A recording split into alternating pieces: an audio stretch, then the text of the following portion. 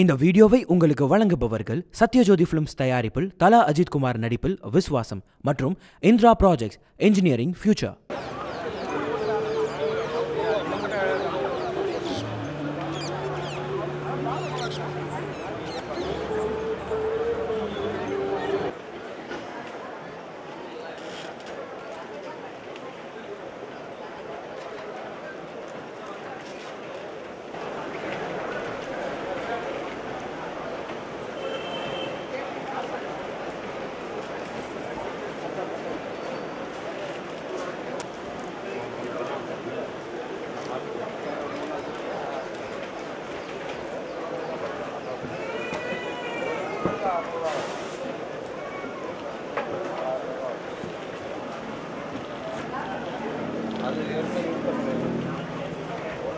சென்னை மக்களால் மிகவும் எதிர்பார்க்கப்பட்ட 42வது புத்தக திருவிழா எப்படி போயிட்டுருக்கு? 42வது சென்னை புத்தக திருவிழா சென்ற ஜனவரி 4ஆம் தேதி துவங்கி 20ஆம் தேதி வரை நடைபெறுகிறது. துவக்க நாளன்று கொஞ்சம் மந்தமாக இருந்தது. மறுநாளிலிருந்து அது சூடு பிடிக்க ஆரம்பித்து விட்டது. நாங்கள் எதிர்பார்த்தது போலவே சென்ற ஆண்டு வரை 13-14 நாட்கள் தான் நடத்தி வந்தோம். இந்த ஆண்டு வாசகர்களின் வசதிக்காக 17 நாட்கள் 20ஆம் தேதி வரை நடைபெறுகிறது. இதுவரைக்கும் கிட்டத்தட்ட 3 லட்சம் வாசகர்கள் வந்து புத்தகங்களை பார்வையிட்டிருக்கிறார்கள். சனி ஞாயிறு விடுமுறை தினங்களில் மிக அதிகமான கூட்டம், மக்கள் கூட்டம் எங்களால் சமாளிக்க முடியவில்லை. கார் பார்க்கிங் இடம் போதவில்லை. அந்த அளவு கூட்டம் அதிகமாக இருந்தது. இது இன்னும் இந்த பொங்கல் ஹாலிடேஸ் ஆரம்பித்ததுக்கப்புறம் இன்னும் அதிகமாக வருவாங்க. இப்போ சென்ற ஆண்டு ஒரு 15 லட்சம் பேர் வந்தாங்க. இந்த ஆண்டு 20 லட்சம் பேருக்கு மேலே வருவாங்கன்னு நாங்கள் எதிர்பார்க்குறோம். அதேமாரி விற்பனையும் இந்த சென்ற ஆண்டு ஒரு 15 கோடி ரூபாய்க்கு புத்தகம் விற்றுது. இந்த ஆண்டு ஒரு 18 கோடி 20 கோடிக்கு வரும்னு எதிர்பார்க்குறோம். இந்த ஆண்டு நிறைய புதுசாக இந்த மாதிரி போஸ்ட் ஆஃபீஸ் இங்கேயே முகாமிட்டிருக்கிறாங்க.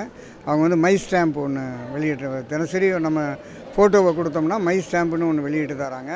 நீங்கள் தமிழ்நாட்டில் உள்ள எந்த பகுதிக்கு வேணாலும் புத்தகங்களை இங்கேருந்தே அனுப்புவதற்கான ஏற்பாடு பண்ணியிருக்காங்க. வாசகர்கள் புத்தகத்தை வாங்கிட்டு கையில் தூக்கிட்டு போக வேண்டாம். இங்கே அவங்கள்ட்ட கொடுத்தாலே அவங்க உங்கள் ஊர் எந்த ஊராக இருந்தாலும் வெளிநாடாக இருந்தாலும் அவங்களே அதை அனுப்பிச்சி தராங்க. இன்னும் அந்த நாங்கள் எங்கள் எதிர்பார்த்தது போலவே இந்த வாசக பெருமையுடைய வருகை அதிகமாக இருக்குது.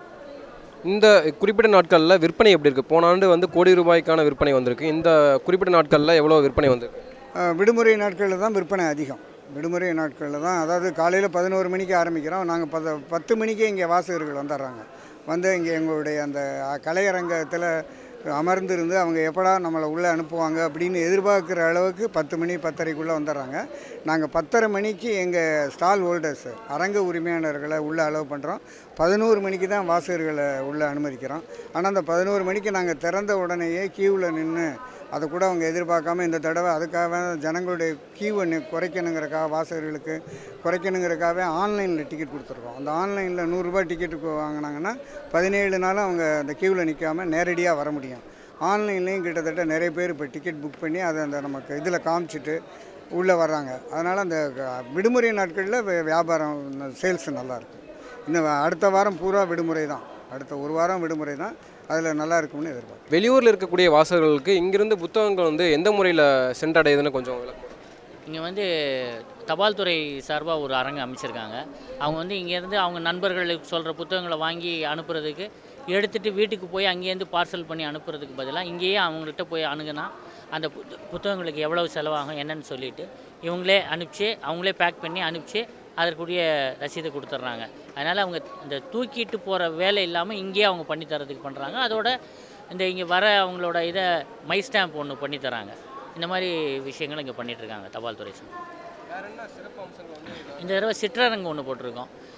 சிற்றரங்கு ஒன்று அது வந்து ஞானி பேரால், எழுத்தாளர் ஞானி பேரால் அந்த சிற்றரங்கம் அமைஞ்சிருக்கு. இங்கே வந்து தினசரி புத்தக வெளியீட்டு விழாக்கள், கலந்துரையாடல்கள், ஆசிரியர்கள் சந்திப்பு, அந்த மாதிரி தினசரி நிகழ்வுகள் அதாவது 1 மணி நேரத்துக்கு ஒருத்தர் மாற்றி மாற்றி வராங்க. நிறைய ஆளுமைகள் வந்து அங்கே வந்து புத்தக வெளியீட்டு விழாக்களையும் வாசகர் சந்திப்பும் நடத்திக்கிட்டு இருக்காங்க. இன்றைக்கி அது நடந்துகிட்ருக்கு. அதே மாதிரி ஒரு வந்து குறும்பட அரங்கு ஒன்று அமைச்சிருக்கோம் மிர்னால்சன் பேரால். அந்த குறும்பட அரங்கில் தினசரி ஒரு குறும்படம் திரையிடப்பட்டுட்டு வருது. அதுக்கும் மக்கள் வாசகர்கள் வந்து நிறைய வந்து அவங்க ஆதரவை தராங்க. நிறைய வந்து ரொம்ப இன்ட்ரெஸ்ட்டோடு பார்த்துக்கிட்டு இருக்காங்க. பொன்னியின் செல்வன், கல்கியுடைய புத்தகங்களுக்கான பொதுவான வரவேற்புங்கிறது அது ஸ்டாண்டர்டாக இப்போ வரைக்கும் இருந்துகிட்டு தான் இருக்குது. பொன்னியின் செல்வன், பார்த்திபன் கனவு, சிவகாமி சபதம், அதுபோல் சாண்டிலினுடைய யவனராணி, கடல் புறா, அது பொதுவான அது அந்த ஸ்டாண்டர்டான விற்பனைக்கு போயிட்டு தான் இருக்குது. அதுதான் இந்த பார்த்தீங்கன்னா பொருளாதார அடியால், ஜான் பிரிக்ஸனுடைய பொருளாதார அடியால், பேட்டை நாவல், வால்கா முதல் கங்கை வரை போன்ற புத்தகம் போய் விற்பனை ஆகிட்டு இருக்குது.